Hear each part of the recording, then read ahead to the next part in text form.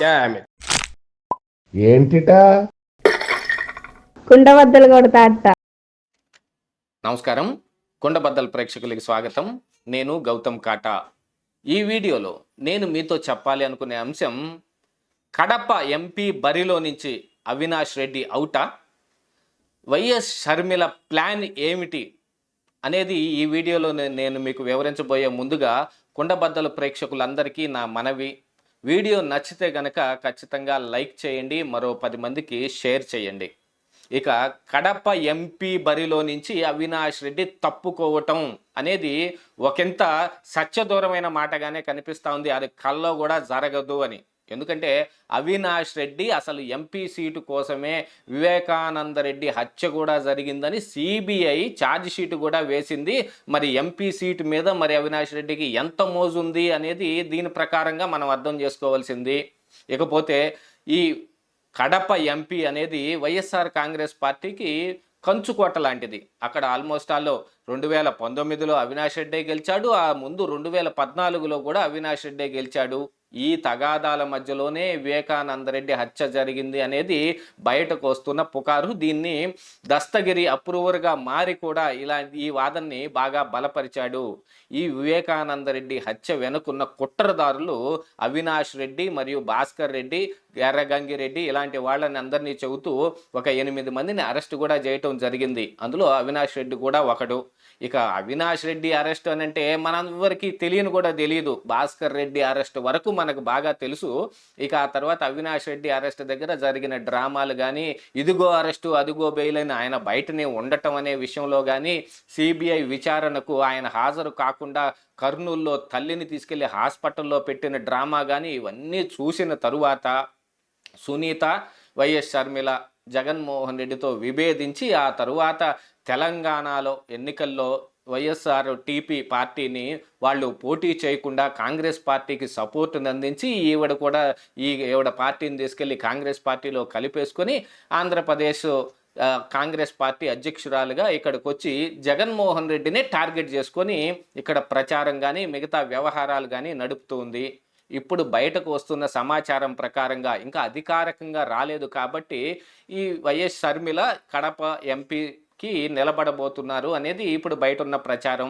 ఖచ్చితంగా అదే జరిగే అవకాశాలే మెండుగా కనిపిస్తూ ఉన్నాయి. అంతకు మించిన వేరే ఎక్కడో పోటీ చేయటానికి ఆవిడ అంత పెద్దగా సుముఖంగా కూడా ఉన్నట్టు ఏమీ లేరు. ఆవిడ కడప ఎంపీకే నుంచుంటారు అనేది. ఈ సందర్భంలో బీటెక్ రవి, తెలుగుదేశం పార్టీ నాయకుడు, ఒక ప్రెస్ మీట్ పెట్టి అవినాష్ రెడ్డికి తాకీదు కూడా ఇచ్చాడు. మర్యాదగా నువ్వు కడప ఎంపీ నుంచి తప్పుకుంటే మంచిది. అటు వస్తున్నది రాజశేఖర్ రెడ్డి బిడ్డైన వైఎస్ షర్మిల వస్తుంది కాబట్టి వాళ్ళు ఒకటే కుటుంబం, ఒకటే రక్తం కాబట్టి ఆవిడ గెలుపు కోసం నువ్వే బరిలోంచి తప్పుకో అనే విషయాన్ని ఈయన ప్రెస్ మీట్ ముందు చెప్పాడు. 2019లో ఎన్ని గడ్డు పరిస్థితులు ఉన్నప్పటికీ కూడా మాకు రావాల్సిన ఓటు మాకు వచ్చింది, మా ఓటు బ్యాంకు పదిలంగానే ఉంది. కాదని అవినాష్ రెడ్డి గనక నుంచుంటే షర్మిల వైఎస్ఆర్ కాంగ్రెస్ పార్టీ ఓట్లన్నిటినీ చీలుస్తుంది, అందులో మేము లబ్ధి పొందుతాం, మేము గెలుపొందే అవకాశాలు మెండుగా ఉన్నాయి అని విశ్లేషణ ఆయన అందించారు. ఆల్మోస్ట్ రాజకీయ విశ్లేషకులు కూడా ఇదే రకమైన మాటలు చెప్తూ ఉన్నారు. ఏంటయ్యా అంటే, వైఎస్ షర్మిల గనక కడప ఎంపీ సీటుకు పోటీ చేస్తే ఆవిడకు వచ్చే ఓట్లన్నీ వైఎస్ఆర్ కాంగ్రెస్ పార్టీకి సంబంధించినవే ఉంటాయి. ఆవిడ గెయిన్ చేసే ఓట్లన్నీ, ఆవిడ చీల్చే ఓట్లన్నీ వైఎస్ఆర్ కాంగ్రెస్ పార్టీవే ఉంటాయి. కాబట్టి తెలుగుదేశం పార్టీకి ఒకంత లబ్ధి చేకూరుతుందేమో అనే అనుమానాలు వ్యక్తమవుతూ ఉన్నాయి. ఇక ఈ చిత్రంలో ఇప్పుడు అవినాష్ రెడ్డి గనక తప్పుకునే అవకాశాలు ఎన్నుంటాయి? నిజంగా అవినాష్ రెడ్డి తప్పుకునేవాడైతే జగన్మోహన్ రెడ్డి మరి ఎప్పుడో తప్పించేసేవాడు. అలాంటిది ఏది జరగదు కాబట్టే 2019లో కానీ 14లో కానీ అసలు వివేకానంద రెడ్డి అపోజ్ చేసిందే అవినాష్ రెడ్డిని బరిలో నిలబెట్టడం అనే విషయం దగ్గర. అక్కడ అవినాష్ రెడ్డి కాకుండా షర్మిలకు టికెట్ ఇవ్వాలి అని ఆయన గట్టిగా ప్రయత్నాలు చేశాడు. 2019లో అధికారం వచ్చిన తర్వాత ఏం జరిగింది?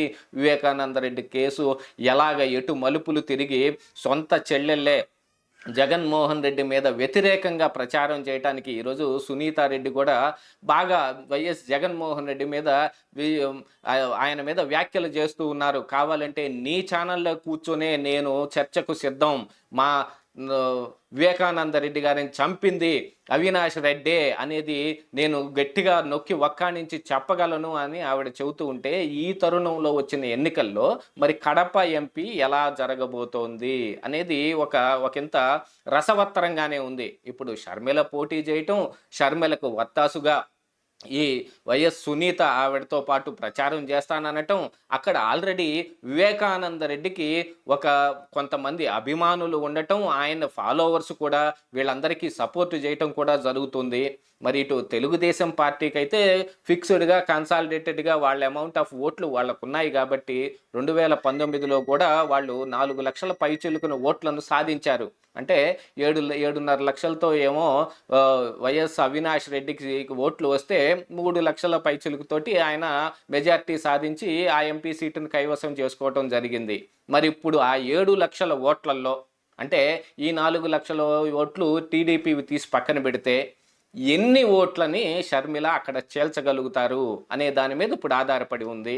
ఆల్మోస్ట్ ఆల్ సగానికి పైగానే చీల్చే అవకాశం ఉంది అనేది రాజకీయ విశ్లేషకులు విశ్లేషిస్తున్నది. కానీ సగానికి పైన చీల్చే అవకాశం ఎలా ఉంటుందో మరైతే ప్రాక్టికల్గా అది ఏమీ ప్రూవ్ చేయబడి ఉండలేదు. ఎందుకంటే ఆల్రెడీ అది వైఎస్ జగన్మోహన్ రెడ్డికి కానీ వైఎస్ఆర్ కాంగ్రెస్ పార్టీకి కానీ కంచుకోట లాంటిది. సగం ఓట్లు అంటే 3 లక్షల ఓట్లు షర్మిల గనక చీలిస్తే గనక నిజంగానే టీడీపీ అక్కడ గెలుస్తుంది. కానీ 3 లక్షల ఓట్లు మాత్రం ఆవిడ చేల్చగలిగే అవకాశాలు అయితే మెండుగా ఏం కనిపించటం లేదు. ఒకంత అటు ఇటు చేసి అవినాష్ రెడ్డికి ఎక్కువ ఓట్లు పడే విధంగానే అక్కడ పరిస్థితులు కనిపిస్తున్నాయి గ్రౌండ్ లెవెల్ రిపోర్ట్ ప్రకారంగా. మరి షర్మిల ఎన్ని ఓట్లు చీలుస్తుంది, వైఎస్ వివేకానంద రెడ్డి హత్య ప్రభావం వాళ్ళ మీద ఎలా ఉంటుంది అనేది కూడా ఇందులో ఒక పరిగణలోకి తీసుకోవాల్సిన అంశమే అయినప్పటికీ మరి టీడీపీ ఓట్లు మాత్రం పదిలంగానే ఉంటాయా అనే దాని దగ్గర కూడా కొంత సందిగ్ధం ఏర్పడుతోంది. కొంతమంది రాజకీయ విశ్లేషకులు వీళ్ళు టీడీపీ వాళ్ళు ఇలా పైకి మాట్లాడుతూ ఉన్నప్పటికీ కూడా అక్కడ పెట్టిన భూపేష్ రెడ్డి కూడా ఒకంత డమ్మీ క్యాండిడేటే అనేది కొంతమంది విశ్లేషకులు విశ్లేషిస్తూ ఉన్నారు. ఈ టీడీపీ పార్టీ కూడా షర్మిలకు హెల్ప్ చేసే అవకాశం ఉంటుంది. వీళ్ళ కన్సాలిడేటెడ్ ఓట్లను షర్మిలకు ట్రాన్స్ఫర్ చేసే విషయంలో ఆల్మోస్ట్ 3 లక్షల ఓట్లు దాదాపుగా ఆవిడకి ట్రాన్స్ఫర్ చేయటానికి వాళ్ళు సంసిద్ధం వ్యక్తం చేస్తూ ఉన్నారు అనేది కొంతమంది అనుమానాలు వ్యక్తం చేస్తూ ఉన్నారు. మరి అటు నుంచి గనక షర్మిల 1.5-2 లక్షల ఓట్లను చీల్చి ఇటు నుంచి కూడా సగం ఓట్లు అంటే వీళ్ళకి వచ్చిన 4 లక్షల ఓట్లలో 2 లక్షల ఓట్లు అటు గనక చీలిస్తే ఈవిడ షర్మిల గనక వేపిస్తే 4-4.5 లక్షల ఓట్లతోటి ఆవిడ బయటపడే అవకాశాలు కనిపిస్తూ ఉన్నాయి.